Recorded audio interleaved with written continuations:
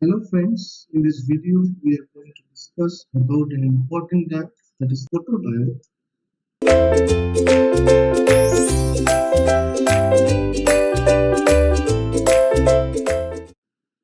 So this photodiode is a simple PN junction diode which can detect photons. Photons means the light. That means this diode is capable of detecting the photons. That's why the name is photodiode. Generally, it's used as an photodetectors. Now let us see what is the construction of this diode. During the photo detection of using the photodiodes, photodiodes are used in reverse bias operations. Now how it is used? If you see the block diagram, then you can see that this is a simple PN junction diode, and in this PN junction diode, this P side is connected to the negative terminal of the source, and N side is connected to the positive terminal of the source through a resistance R. So the circuit looks like this. This is the circuit where this is the load resistance. So we can measure the load voltage VL across this RL, and this is the bias voltage we say. So negative, positive bias voltage, and this is the photodiode. So this is the original circuit and block diagram of a photodiode when used as a photodetectors. We can see that this photodiode is operated in the reverse bias operation because at the P side we are connecting the negative terminal, and at the N side we are connecting the positive terminal, so it is a reverse bias. Now, how the detection process takes place? The detection process takes place by absorbing the incident photons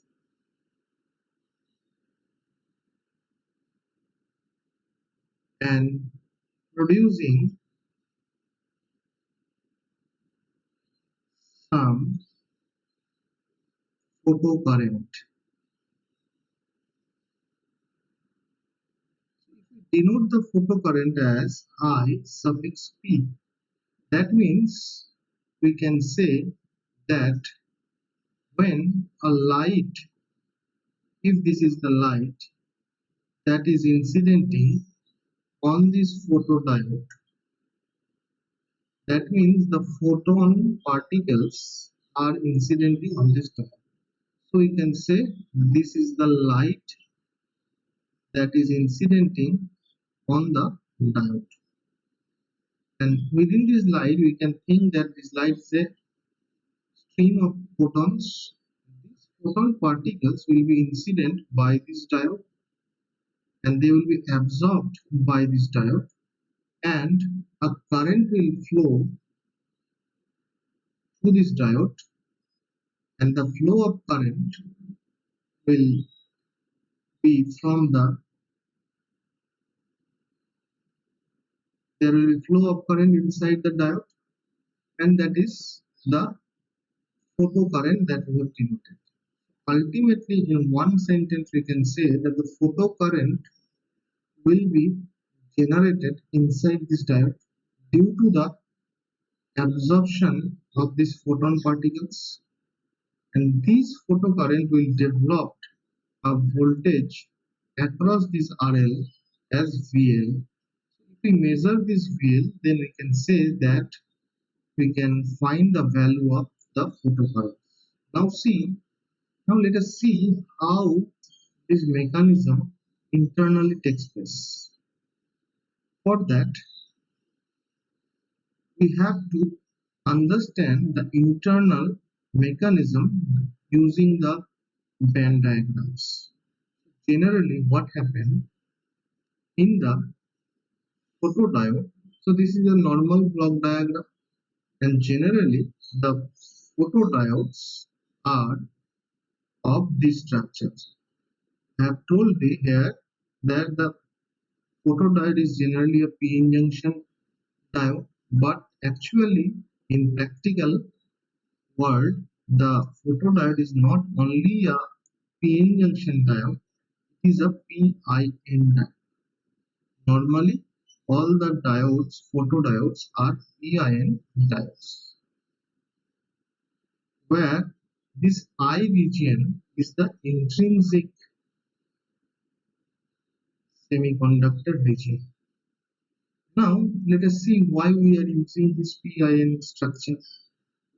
For that, we need to understand the band diagram. So, let us discuss the band diagram of this structure. So for detection mechanism, I have told that we need to understand the band diagram. So let us denote that this is the P region, this is the I region, and this is the N-type region. So within this, let us see the band diagram. If I draw, then the band diagram will look like this. For the before connection, that means first we are discussing before making the junction. Before making the junctions, what will be the band diagram? So if we see this band diagram, then we can see that since it is a p-type semiconductor, so the p-type semiconductor will have a conduction band minima like this. So this is the conduction band minima, that is EC. Similarly, there will be a valence band maxima here. This will be the EV, and we know that the Fermi level of this p-type semiconductor will be near about the EV. So this is the EF, that is the Fermi level of the p-type.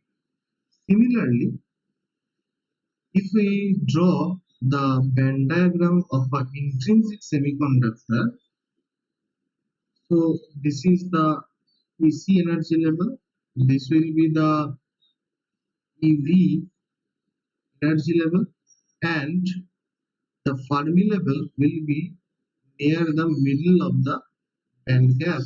So I have denoted it as EFI, that is the Fermi level of the intrinsic semiconductor. Similarly, for the N-type semiconductor, there will be the EC energy level, that is the minimum energy level of the conduction band. Similarly, we'll have the maximum energy level of the valence band as EV, and the Fermi level will be near to this EC because it is an N-type semiconductor. We are denoting EFN. So these are the band diagram of PIN structure. Now, after making the junction, what will happen? So if I write after making the junction, the total band diagram will look like this at equilibrium. So if we write that after making the junction at equilibrium, what will be the scenario? of the band diagram. So since it is at equilibrium, we can say that the Fermi level of the p-type intrinsic and n-type will be at the same level. So let us draw the Fermi level like this. This is the Fermi level that will be constant throughout the PIN structure at equilibrium. So this is the resultant Fermi level which is constant throughout the semiconductor. Now let us draw the band diagram for the p-type. So in the p-type semiconductor we have seen that the EV energy level will be somewhere near this Fermi level, and this is the EC energy level. So if I denote it as EC and if I denote it as EV, similarly for the intrinsic semiconductor we know that the Fermi level will be in between, in the middle, near about at the middle of EC and EV. So if this is the EC, let us denote it as EC, and this will be the EV.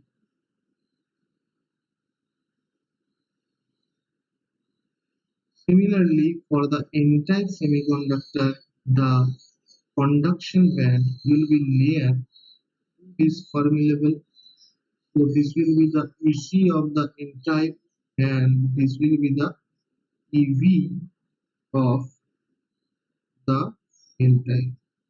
Now, at the junctions, we have to connect this one, we have to connect this one, we have to connect this one, and we have to connect this one also.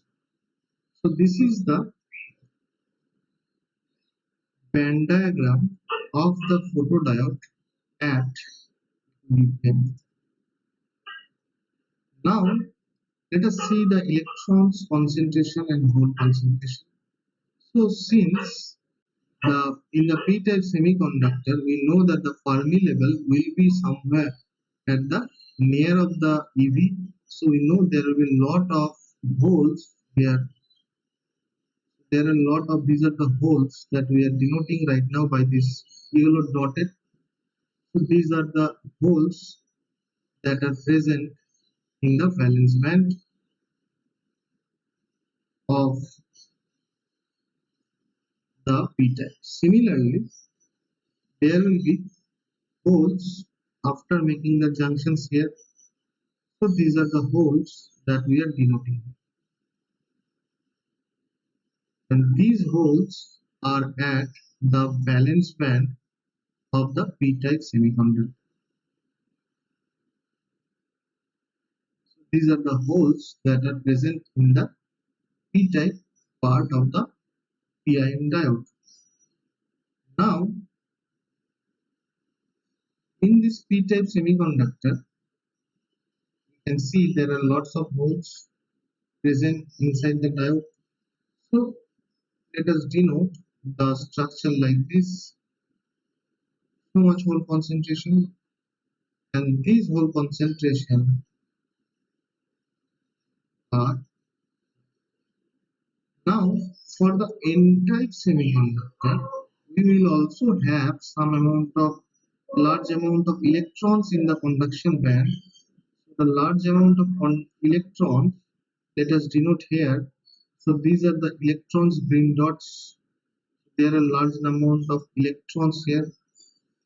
Similarly, after making the junction in the PIN structure, we know there will be a lot of electrons at the conduction band of the n-type like this.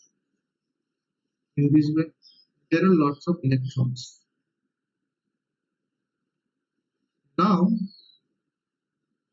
in the intrinsic type, we know there will be some amount of electrons. as well as some amount of holes, but the concentration will be not so high as the n-type and p-type. So these are the electrons that are present in the intrinsic semiconductor, as well as there will be some amount of holes that will be present inside the valence band of the intrinsic semiconductor like this. So these are the electron and the hole concentration. If I write, these are the holes that are present, and the green color dots, these are the electrons, free electrons that are present.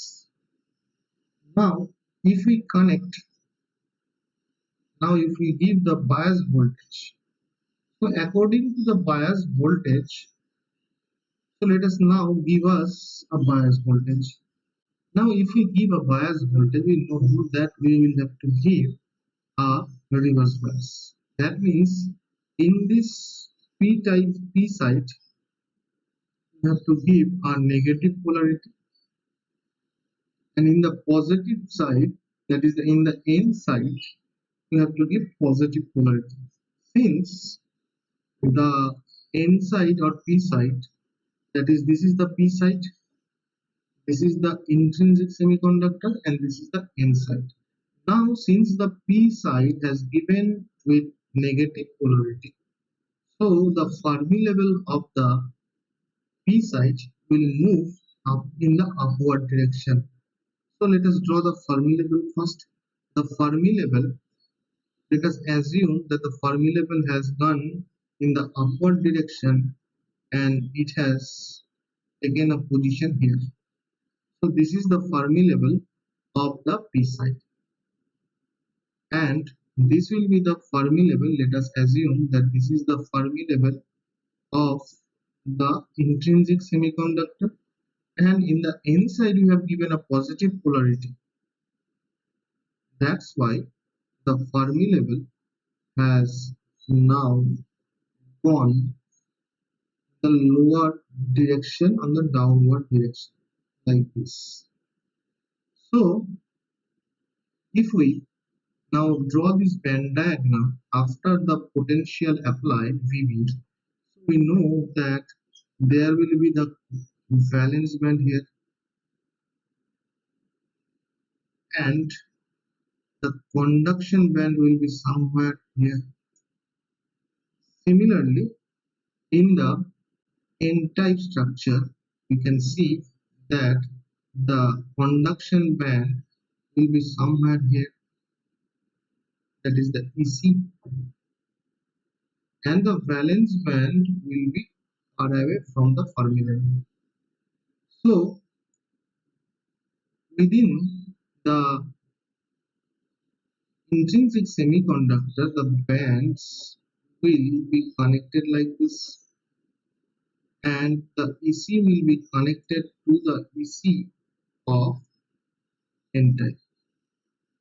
Now we know that we have already denoted that there will be lots of holes. There will be lot of holes. These are the holes that we have talked earlier about this. There are a lot of holes in the p side at the valence band, and there will be lot of electrons in the conduction band of the n side, and these electrons are at very high energy level in the conduction band, and the concentration is also high because it is a n-type semiconductor. Now since we have applied a negative bias here, so the Fermi level of the p-type right now is at EFP, and this is the Fermi level of inside EFN, and this is the minima of the conduction band for the p-type, and this is the maxima of the valence band of the p-type. Similarly, this is the EV for the n-type, and this is the EC for the n-type. Now, let us assume that some amount of photons are incidenting on this ion structure. So for that, let us take that one photon has been incidented h nu on this structure. So a electron absorbing this h nu, if this h nu is greater than or equals to Eg, then where Eg is the band gap of the semiconductor that we have used, if this photon energy, if this is a photon particles, let us assume, so if this photon particle has energy greater than the band gap or equals to band gap, then absorbing this photon, a electron and hole pair will be generated within the intrinsic region. So let us assume a electron has been generated and a hole has also been generated by absorbing this. Now we know that within this region means within this region from here to here, there will be a built-in electric field which has already been produced inside this structure. So due to this built-in electric field EBI, the electron will that has been produced will right now move down the potential hill, and the hole that has been produced due to the absorption of photon will move up the potential hill. So this electron will now come down this potential hill and come into this N region. Similarly, the hole will also move up the potential hill and go into the result. It will constitute a current. This current is known as the photocurrent. So that's why we will get a current in this direction, and this is the photocurrent direction. And this photocurrent has been produced due to the generation of this electron and hole pair, and they are moving out of the region due to the built-in electric field, and this photocurrent will now produce a voltage in the load resistance. So this is the internal mechanism that will be happening inside the photodiode. Now let us see what are the different types of photodiodes are there. Now if we discuss about different types of photodiode, that is different types of photodiodes.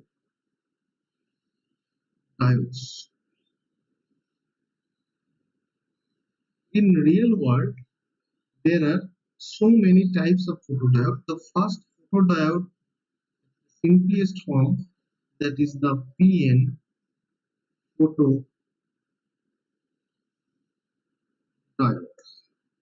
and the second one is the PIN photodiode,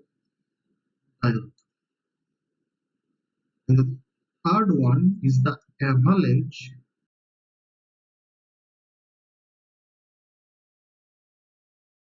These are the three types of photodiodes are generally used in the case of photodiode application, and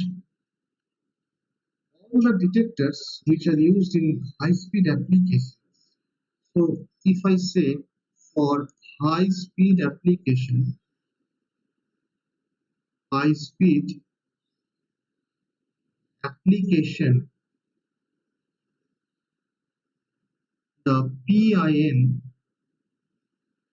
photodiode is used. Generally. Now let us see what is the original structure of the photodiode. Before that, let us see why there is a need of introduction of the intrinsic region. That means, why do we need the intrinsic layer or region inside photodiode?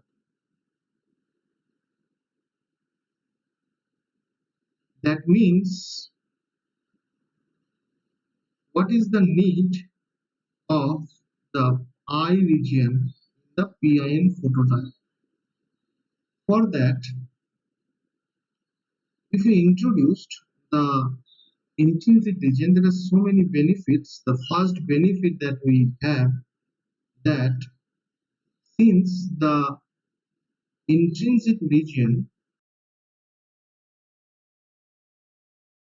has very low concentration of electron and holes, so the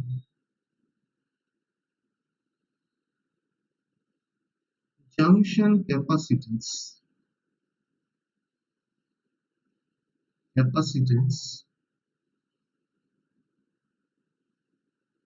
offered by the PIN structure is very low. That's why we can get a very high frequency response.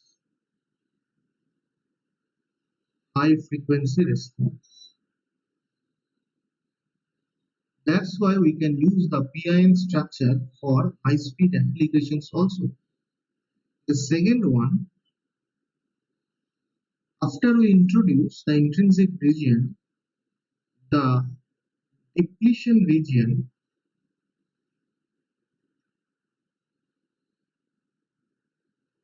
will be wider than normal PN junction diode. That's why the capturing, I'm writing it with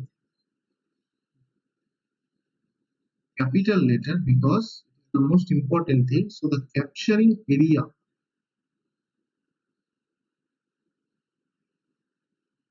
of photons will be increased. That's why the efficiency will be high. What does this mean? Let's see. It means that suppose we have a photodiode like this, a normal photodiode, that is the PN structure. So this is the P region and this is the N region, the terminal at N region. This is the metal terminal at P region. Now, if we see the depletion layer here, after giving the reverse bias, so if I give the reverse bias here and positive potential at the inside, so it will be reverse bias. So in the reverse bias, we can see that this will be the depletion layer. Suppose this is the width of the depletion layer is W1, and in this depletion layer, width is W1. So when a photon particle, suppose this is a photon particle that are incidenting here, so light is incidenting here. These are the lights. So when the light will incident on this photon, so electron and hole pair will be generated only within the depletion layer. That's why the photons which are incidenting on this area will get absorbed. So if we somehow increase this depletion region area, then the amount of absorption of photons will be increased. That's why what we will do, we will introduce a intrinsic layer in between the P and N type. So this is our P structure. This is the P and this will be the N. This is the metal connection here. Here is the current. Now, and this is the intrinsic region. The intrinsic region. So now when the photons will incident like this, so you can see the capturing area will be increased by how? Because the depletion layer at this junction J1, at this J1 junction, if I denote, so the P region is doped with P type, but I region is not doped. So the depletion region in the P side will be thinner, but the depletion region within the intrinsic region will be higher when I give a negative potential and positive potential here. So this will be the depletion region. Similarly, when at the J2 junction, the depletion layer at the N side will be thinner, but the depletion layer at the intrinsic level, the intrinsic side will be higher. So we have now found that the total depletion area has been increased from W1 to W2. So all the photons that are incidenting within this area will be absorbed.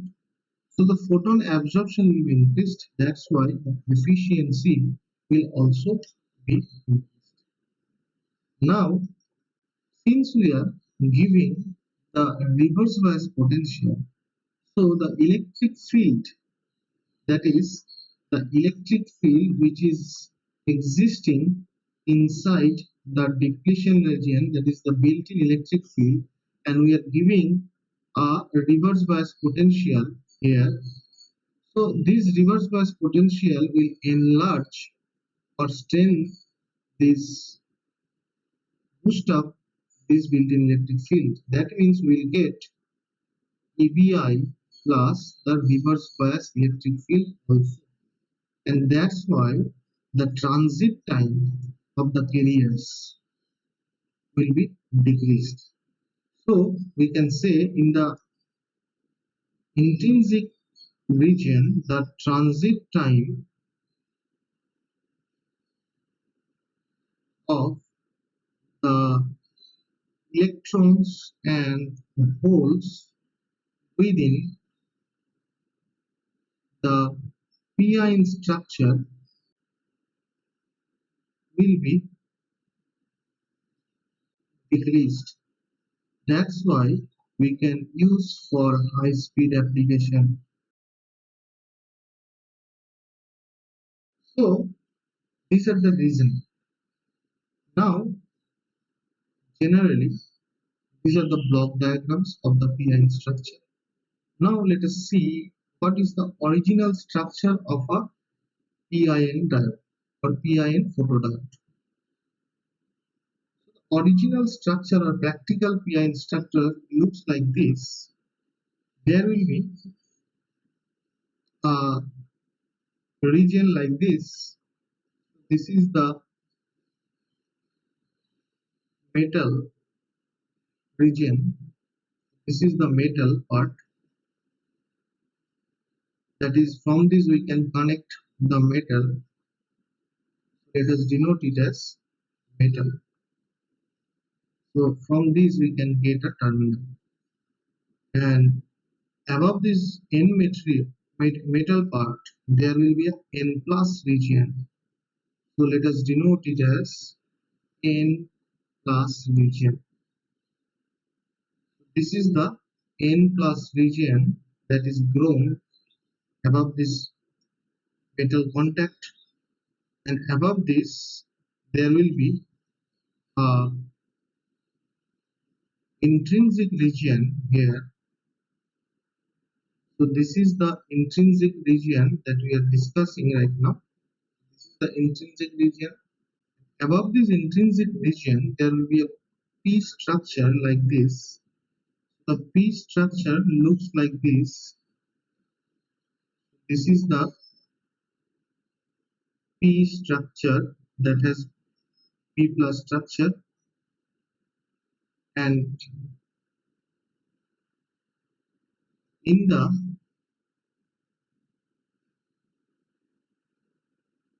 this case there will be silicon dioxide layer.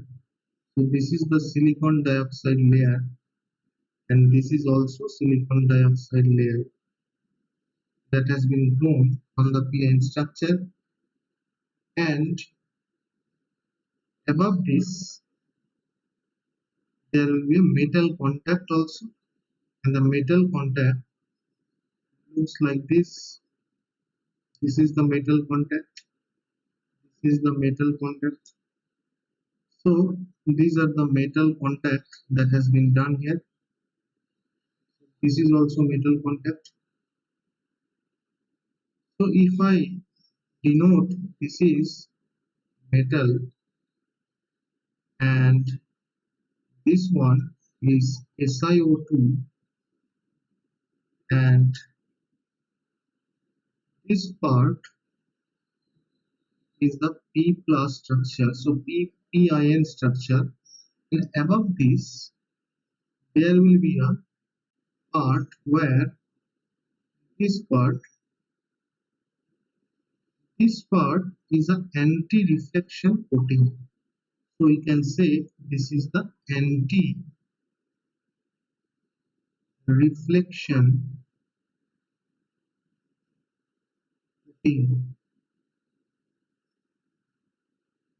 so that when the light incident here, so when the light will incident, it will not get reflected back. All the lights will be absorbed here in the PIN structure. So this is the original PIN structure of a front illuminated PIN structure. So this is a front illuminated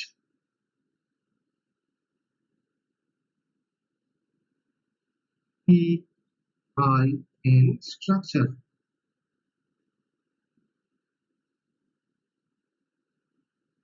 Now this is all about the structure of the real PN photodiode. Now what are the parameters that we should learn about this PN photodiode? Now let us see the parameters of the PIN photodiode. So here the first parameter is the quantum efficiency. It is denoted by eta, and eta is nothing but photocurrent IP, and this photocurrent divided by Q, that is the electronic charge, divided by the P0, where P0 is the incident power or optical power, divided by H nu. So P0 is incident optical power, and H nu is the energy of single photon, where mu is the frequency of light that is incident, and IP is the photocurrent generated, that has been generated. Similarly, if you look another parameter, that is the responsivity, this responsivity is denoted by capital R. So if I denote capital R, it is nothing but IP, that is the photocurrent, divided by P0. The units are in ampere per. Now from this equation, if I find the IP versus P0 or IP by P0, then we can find it will be eta into Q divided by H into nu. So let us put this value here. If I put the value here, then my R will be eta into Q divided by H into nu. So this is the responsivity of the diode, and this is, if we put the value of Q and H, and if we transfer the frequency to the wavelength, then it will look like R will be eta into lambda divided by 1.2. So this is the responsivity, and these are all the about the parameters of the photodiode. So now let us see what is the photodiode characteristics. So now next topic is the subtopic is the photodiode characteristics. How characteristics mean the voltage current characteristics of a photodiode. So for that purpose, let us denote the circuit symbol of photodiode, which is denoted like this. This is the photodiode circuit symbol, and this photodiode has been connected, suppose, in a reverse bias. So for reverse bias connection, it will look like this. It is the reverse bias connection, and in this reverse bias connection, we are varying this bias voltage V, and phi is the light flux that is incidenting on the diode. So there will be some diode current that will ID in from N to P, as we have seen, and this ID current, ID, that is the diode current, will be the saturation reverse bias current. Now let us take a condition that when phi is 0, that means no light is incidenting on the diode, no light. When the no light is incidenting, that means photon flux, we can say, that is photon flux is equals to 0. So if photon flux is equals to 0, then the diode current ID will be purely of the reverse bias current, and we know the reverse bias current is nothing but Is exponential Q into VB divided by KT minus 1. So when photon is not incidenting, we are getting this amount of current, and this current is called the dark current. Dark current means the current that we are getting when the photon flux is zero. So let us plot the current versus the voltage plot. So this is the voltage axis VB, and this is the current ID that we are getting. Now, since we have applied zero photon flux, we are getting this amount of current, and this is the reverse saturation current. So I will get a small amount of reverse saturation current, this amount, like this. So this is for phi equals to 0, and this amount of current is nothing but the IS, this IS. So this is the IS current, reverse saturation current. Now let us assume that we have now S2, we have applied some amount of photon flux, that is the finite amount of photon flux has been applied. Since for finite amount of photon flux has been given, so we'll get some amount of photocurrent. So that photocurrent will be the reverse current, and for that case the ID will be IS into exponential